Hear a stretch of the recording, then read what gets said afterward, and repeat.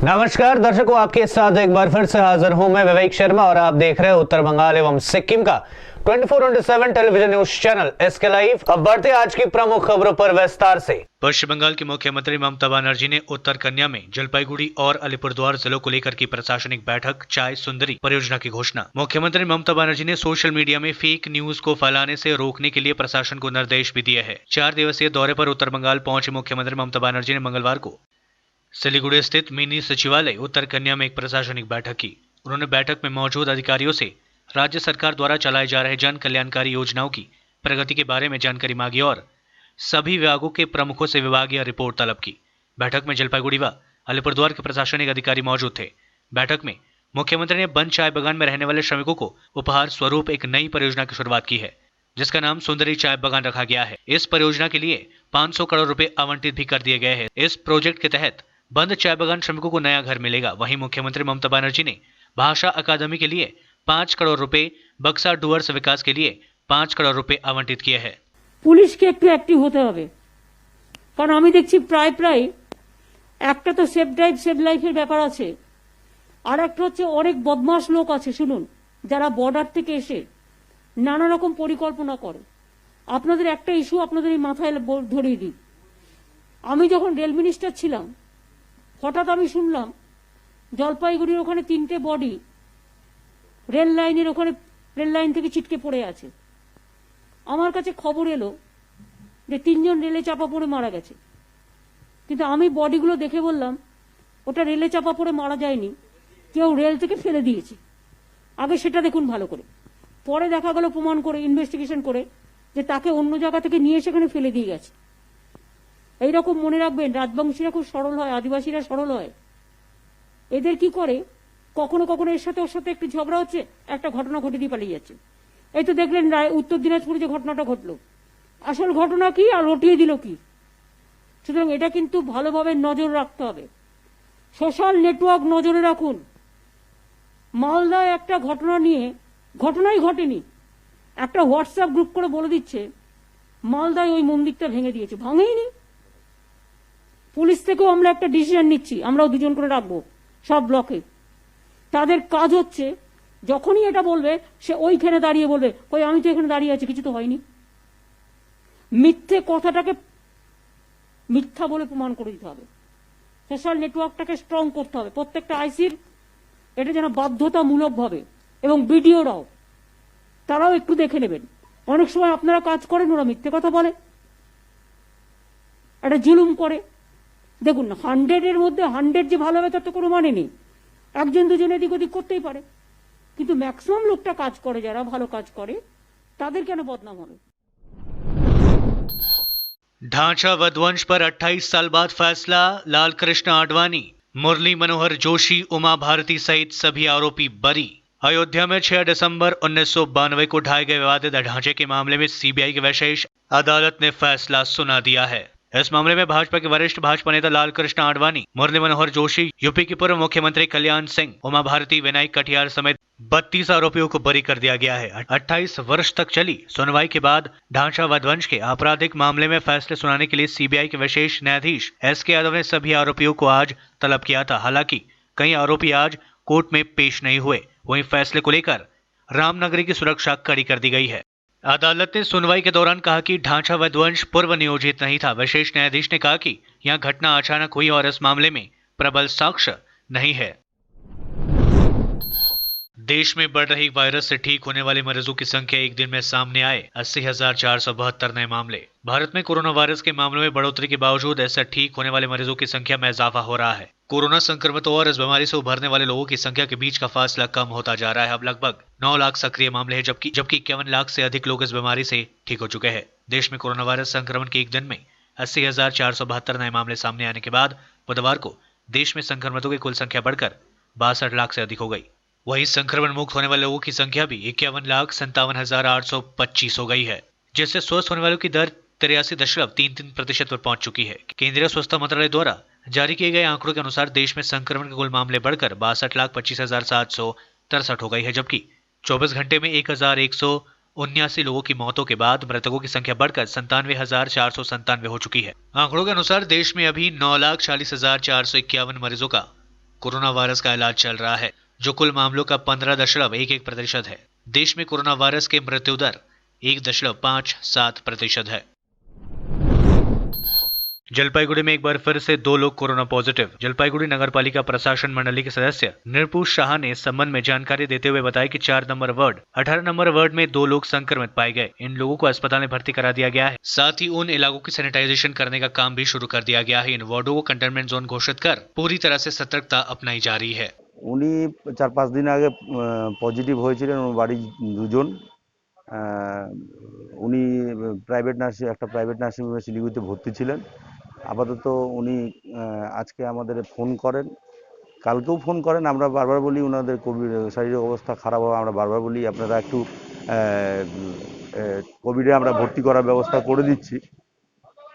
তারপরেও ওনারা বলে না আমরা বাড়িতে থাকবো। আজকে একটু শারীরিক অবস্থা অবনতি হয় তখন আমাদের ফোন করেন। আমরা স্বাস্থ্য দপ্তরকে খবর দিয়ে অ্যাম্বুলেন্সে করে তারাকে একটু মানসিকভাবে ভেঙে পড়েছেন উনি, ওনাকে সাহস করে ওনাকে আমরা গাড়িতে তুলে কোভিডে পাঠানো হচ্ছে।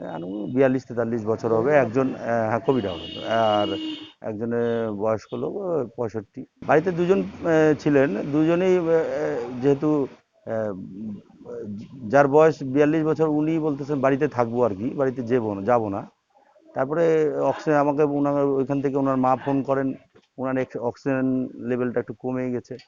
তারপরে আমি বললাম না, এই না পেশেন্টে রাখা যাবে না, আপনি তো বলুন, তাহলে কোভিডে পাঠিয়ে দিচ্ছি। তখন আমরা স্বাস্থ্য দপ্তরকে খবর দিই, স্বাস্থ্য দপ্তরে অ্যাম্বুলেন্স এসে তারা ওনাদের নিয়েছে।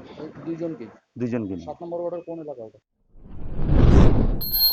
विभिन्न मांगों को लेकर भारतीय जनता पार्टी की ओर से रायगंज के बीडीओ कार्यालय का किया गया घेराव। उत्तर दिनाजपुर जिला भाजपा की ओर से काफी संख्या में समर्थक रायगंज बीडीओ और ज्वाइंट बीडीओ ऑफिस के सामने एकत्रित हुए थे और उन्होंने बीडीओ कार्यालय के सामने जमकर विरोध प्रदर्शन किया। दरअसल उनकी मांग है कि बीडीओ की तरफ से जो भाजपा प्रतिनिधि पंचायत समिति के लिए निर्वाचित किए गए हैं, उनके महत्वपूर्ण फैसलों में तृणमूल संचालित पंचायत समिति द्वारा शामिल नहीं किया जाता है। रायगंज पंचायत समिति के कार्यालय में भाजपा प्रतिनिधियों के बैठने के लिए जगह भी सुनिश्चित नहीं किया गया है। उत्तर दिनाजपुर भाजपा के अध्यक्ष विश्वजीत लेहाड़ी सहित अन्य नेता इसमें शामिल हुए थे। আজকে রায়গঞ্জ পঞ্চায়েত সমিতির দপ্তরে বিডিও অফিসে ভারতীয় জনতা পার্টির নির্বাচিত সমিতির জনপ্রতিনিধিগণ জয়েন্ট বিডিও রুমে আর ওনারা ধর্নায় রত রয়েছেন। কারণ হচ্ছে আজকে জেনারেল মিটিং ছিল। জেনারেল মিটিংয়ে বিজেপি নির্বাচিত প্রতিনিধিদের কোনো কথাই শোনা হয় না। যারা নির্বাচিত প্রতিনিধি টিএমসির যারা সত্তাধারী, তারা যেটা বলছে সেটাই হচ্ছে এবং বিজেপির জনপ্রতিনিধিরা যা বলছে তা কোনো কথাই শোনা হচ্ছে না। এবং বিজেপির জনপ্রতিনিধিরা 2.5 বছর পার হতে চললো, তাদের এলাকাতে কোনো একটা ডেভেলপমেন্টের কাজ হয়নি, আর কাজ করতে দেয়নি সত্তাধারী পার্টি। বর্তমান দিনে বন্যা পরিস্থিতিতে গ্রাম বাংলার অবস্থা বেহাল অবস্থা। সেখানে পঞ্চায়েত সমিতির কোনো চিন্তাধারা নেই। ওখানকার লোক আজকে ত্রাহি রব করছে। ভারতীয় জনতা পার্টির নির্বাচিত জনপ্রতিনিধিরা তারা যখন সেই জেনারেল মিটিংয়ে বলার চেষ্টা করে, তাদেরকে দিতে বাধা দেওয়া হয়। এবং আমাদের ভারতীয় জনতা পার্টির জনপ্রতিনিধিদের যে বসার রুম, সেখানে মেম্বার সদস্যদের বসার জন্য চেয়ারের পর্যাপ্ত বন্দোবস্ত নেই, তারা আসে আর চলে যায়। আজকে ভারতীয় জনতা পার্টির প্রতিনিধিরা বলছে এই আমরা যে নির্বাচিত হয়েছি, খালি কি অফিসে চা খেতে আসা আর চা খেয়ে চলে যাওয়া, এটাই যদি কাজ হয় তাহলে আমাদের নির্বাচিত হয়ে লাভটা কী?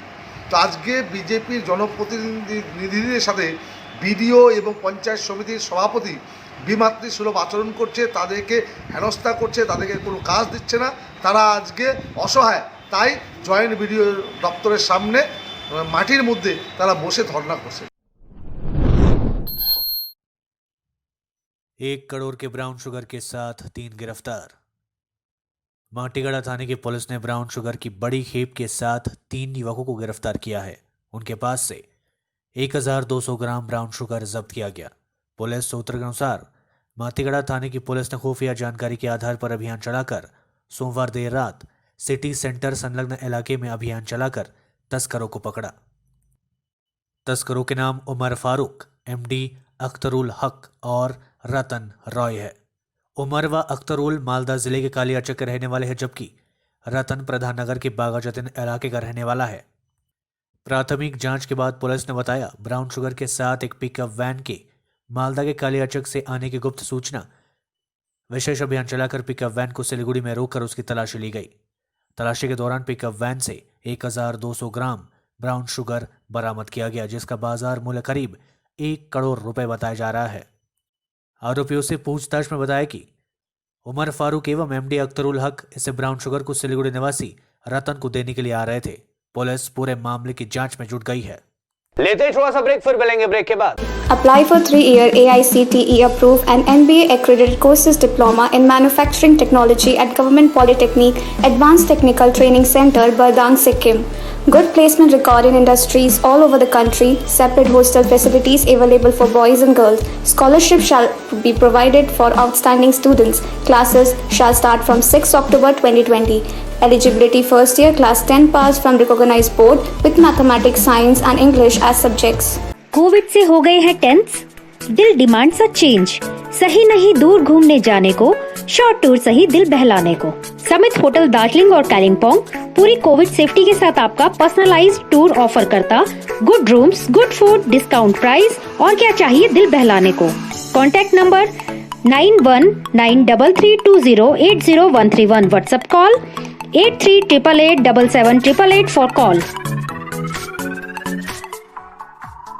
रेडीमेड की होलसेल दुकान जहां मिली सारा सामान, राजधानी गारमेंट्स है जिसका नाम।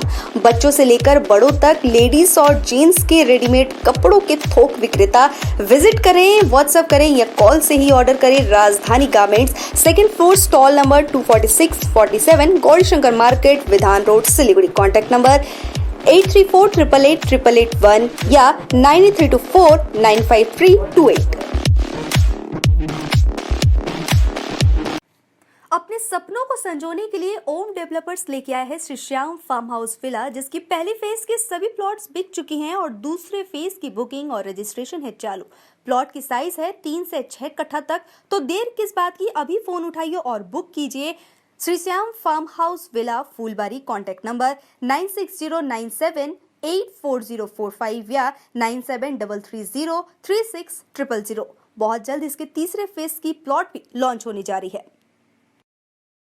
आज जहाँ कोरोना से सभी है परेशान, हम लाए हैं कमाने का तरीका आसान। 21वीं सदी में महिलाएं आत्मनिर्भर होकर स्वाभिमान के साथ जीना चाहती है। अगर आप एक गृहिणी हैं और घर से ही मुनाफे वाला व्यवसाय करने का सोच रहे हैं तो आपके लिए सुनहरा मौका लाए हैं टपरवेयर के सिलीगुड़ी स्थित पूरे नॉर्थ बंगाल के डिस्ट्रीब्यूटर नारायणी पार्टी सेल्स। तो सोचिए नहीं, स्क्रीन में दिए गए नंबर में संपर्क कीजिए और विस्तृत जानकारी लीजिए। घर बैठे पैसे कमाए, आज ही फ्री मेंबरशिप लीजिए, अपने सपनों को पूरा कीजिए। मुश्किल की इस घड़ी में आपका साथ ही सिर्फ टपरवेयर के लिए एसके लाइव ही बेस्ट ऑप्शन है। एसके लाइव का इस क्षेत्र में 24 घंटा टेलीविजन, एंड्रॉइड ऐप और वेबसाइट पर प्रसारण होता है। सोशल मीडिया पर भी हम उपलब्ध हैं। हमारी व्यूअरशिप 9 लाख से अधिक है। सिक्किम, हैथवे और NXT डिजिटल पर, दार्जिलिंग और कालिम्पोंग में दोनों हैथवे और CCN सेटअप बॉक्स पर, क्लामपुर से लेके मैनागुड़ी हैथवे पर, सिटी केबल पर सिलीगुड़ी और आसपास, नक्सलबाड़ी से पानी टंकी तक NXT डिजिटल में। तो सोचिए नहीं, कॉल करें 7908554308। ब्रेक के बाद आपका फिर से स्वागत है। बढ़ते हैं खबरों की तरफ। दुनिया में कोरोना वायरस से मरने वालों की संख्या 10 लाख के पार पहुंचा। दुनिया में कोरोना वायरस से मरने वालों की संख्या 10 लाख के पार पहुंच चुकी है। भारत में इससे मौतों की संख्या 1 लाख के करीब पहुंच चुकी है। मंगलवार को जारी विश्व स्वास्थ्य संगठन के आंकड़ों के मुताबिक अब तक दुनिया में कोरोना वायरस से मरने वालों की संख्या 10,40,000 पहुंच चुकी है। कोविड-19 से मौतों की संख्या के मामले में भारत तीसरे नंबर पर है। सबसे अधिक मौतें अमेरिका में, दूसरे नंबर पर ब्राजील और तीसरे नंबर पर भारत में हुई है। कोरोना से हुई जान हानि में दुनिया में चौथे नंबर पर मेक्सिको और 5वें नंबर पर ब्रिटेन है। दुनिया में कोरोना वायरस से अब तक कुल मौतों का आंकड़ा कुछ इस तरह है। अमेरिका में 2,03,620, ब्राजील में 1,51,741, भारत में 96,318, मेक्सिको में 76,430, यूके में 42,001। दुनिया में अब तक कोरोना वायरस के कुल मामले 3,32,49,563 मामले सामने आ चुके हैं। इस हिसाब से दुनिया में कोरोना वायरस का डेथ रेट करीब 3% है। हाथरस गैंग रेप पीड़िता के अंतिम संस्कार को लेकर लोगों में है जबरदस्त गुस्सा। पुलिस पर हुआ पथराव, लाठीचार्ज, बाइक फूकी गई। हाथरस गैंग रेप केस को लेकर माहौल गर्म गया है। मामले को लेकर सफाई कर्मियों का प्रदर्शन अचानक उग्र हो गया है। भीड़ ने पुलिस पर पथराव शुरू कर दिया। इसके बाद पुलिस ने जमकर लाठीचार्ज किया है। इस बीच गुस्साए भीड़ ने एक बाइक भी फूंक दी। गौरतलब है कि हाथरस में गैंगरेप के शिकार दलित लड़की की मौत के बाद परिवार की मर्जी के बगैर पुलिस द्वारा जबरन दाह संस्कार किए जाने से यूपी में सियासत गर्मा गई है। घटना के विरोध में जुलूस निकाल रहे लोगों को पुलिस ने मेंढू रोड पर रोकने की कोशिश की। इसके बाद हंगामा शुरू हो गया। गुस्साए भीड़ ने पुलिस पर पथराव शुरू कर दिया। भीड़ को नियंत्रित करने के लिए पुलिस ने जमकर लाठियां भांजी। इस दौरान कई लोग चोटिल हो गए। भीड़ को काबू करने के लिए पुलिस ने आंसू गैस के गोले भी दागे। पश्चिम बंगाल में कोरोना वायरस के 24 घंटे में 3,188 नए मामले सामने, 62 और लोगों की हुई मौतें। पश्चिम बंगाल में मंगलवार को कोविड-19 के 24 घंटे में 3,188 नए मामले सामने आए और राज्य में अब तक संक्रमितों की कुल संख्या 2,53,768 हो चुकी है। स्वास्थ्य विभाग ने मेडिकल बुलेटिन में कहा कि 62 और लोगों की मौतों के बाद राज्य में महामारी से मरने वालों की संख्या 4,899 हो चुकी है। इसमें कहा गया है कि 2,961 लोग ठीक हो चुके हैं और राज्य में महामारी को मात देने वाले लोगों की दर 87.80% है। राज्य में वर्तमान में 26,064 उपचाराधीन मरीज हैं। भारत और चीन के बीच तेज हुई कूटनीतिक जुबानी जंग। भारत ने कहा, नहीं मानते एलएसी पर चीन का 1959 प्रस्ताव, तनाव बढ़ने के आसार। पिछले एक महीने के दौरान पूर्वी लद्दाख स्थित वास्तविक नियंत्रण रेखा एलएसी पर कोई आपत्तिजनक खबर नहीं आई है, लेकिन इस बीच एलएसी को लेकर भारत व चीन के बीच नई कूटनीतिक जंग शुरू हो गई है। भारत ने चीन के इस दावे को पूरी तरह से खारिज कर दिया है कि दोनों देशों के बीच वर्ष 1959 में निर्धारित एलएसी को लेकर बातचीत हो रही है। भारत ने चीन को यह भी सलाह दी है कि दोनों देशों के बीच एलएसी निर्धारण को लेकर जब कई दशकों से बैठक का दौर चल रहा है तो वहीं अपनी तरह से इसको तय करने की कोशिश नहीं करे। चीन के विदेश मंत्रालय ने भी लद्दाख को लेकर बेहद आपत्तिजनक टिप्पणी की है। चीन के विदेश मंत्रालय के प्रवक्ता वांग वेनवेन ने कहा कि चीन केंद्र शासित प्रदेश लद्दाख को भारत का हिस्सा नहीं मानता। भारत इस क्षेत्र में सैन्य उद्देश्य से ढांचागत विकास कर रहा है। हम इस पर जल्द से जल्द रोक लगाने की मांग करते हैं। वेनवेन ने कहा कि भारत ने इस हिस्से में गैर कानूनी तरीके से कब्जा कर रखा है। यह पहला मौका है कि जब चीन ने लद्दाख को लेकर इस तरह की स्पष्ट टिप्पणी की है। बंगाल विधानसभा उपचुनाव स्थगित। विधायकों की मौतों से खाली है 4 सीटें। 56 सीटों पर चुनाव 3 नवंबर को। पश्चिम बंगाल में पिछले एक वर्ष में राज्य में 4 विधायकों की मौतों से विधानसभा की 4 सीटें रिक्त हो गई है। इन सीटों पर उपचुनाव स्थगित कर दिया गया है। इसकी वजह है कि अगले साल होने वाले राज्य में विधानसभा चुनाव, इसमें करीब 6 महीने का वक्त बचा है। ऐसे में चुनाव आयोग ने असम, केरल और तमिलनाडु, पश्चिम बंगाल की खाली सीटों पर उपचुनाव नहीं कराने का फैसला किया है। पश्चिम बंगाल में पिछले एक वर्ष में 4 विधायकों की मौतें हुई है। इनमें अवनी महतो, जोराउदार, तमनाश घोष, देवेंद्र नाथ रॉय और समरेश दास शामिल है। दूसरी तरफ चुनाव आयोग ने 11 राज्यों की 56 विधानसभा सीटों और बिहार की 1 लोकसभा सीट पर उपचुनाव की तारीखों का ऐलान कर दिया है। मध्य प्रदेश और यूपी में चुनाव को लेकर वोटिंग 3 नवंबर को होगी, जबकि बिहार की एक खाली पड़ी सीट और मणिपुर में 2 विधानसभा सीट पर उपचुनाव 7 नवंबर को होंगे। 10 नवंबर को नतीजे आएंगे। कोविड-19 वैक्सीन की अतिरिक्त खुराक बनाएगी serum institute of India. Serum institute of India ने मंगलवार को बताया कि bill and Melinda Gates foundation और गावी वैक्सीन अलायंस की ओर से $150 मिलियन का फंड भारत व अन्य निम्न आय वाले देशों के लिए वैक्सीन विकसित करने के लिए दिया गया है। दूसरी ओर विश्व स्वास्थ्य संगठन ने ऐलान किया है कि वह अग्रणी भागीदारों के साथ मिलकर निम्न व मध्यम आय वाले देशों की कोरोना जांच में मदद करेगा। इसके लिए इन देशों को 12 करोड़ रैपिड जांच किट देने का योजना तैयार किया गया है। हालांकि अभी इस योजना के लिए फंड का उचित और पर्याप्त इंतजाम नहीं हो पाया है।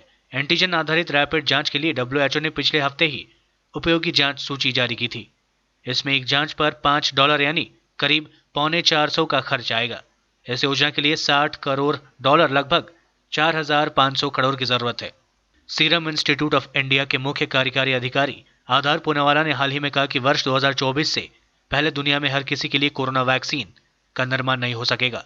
ऑनलाइन मीडिया रिपोर्ट्स के अनुसार इंस्टीट्यूट के प्रमुख आधार पूनावाला ने कहा कि दवा कंपनियों ने उत्पादन में तेजी से बढ़ोतरी नहीं की, जिससे दुनिया की पूरी आबादी को कम समय में टीके लगाए जा सके। आधार पूनावाला ने कहा था कि इस धरती पर सभी को वैक्सीन मिलने में 4 से 5 साल का समय लग जाएगा। आज के लिए बस इतना ही। तमाम विशेष खबरों के लिए बने रहिए एसके लाइव के साथ। आपका समय, आपकी खबर। धन्यवाद।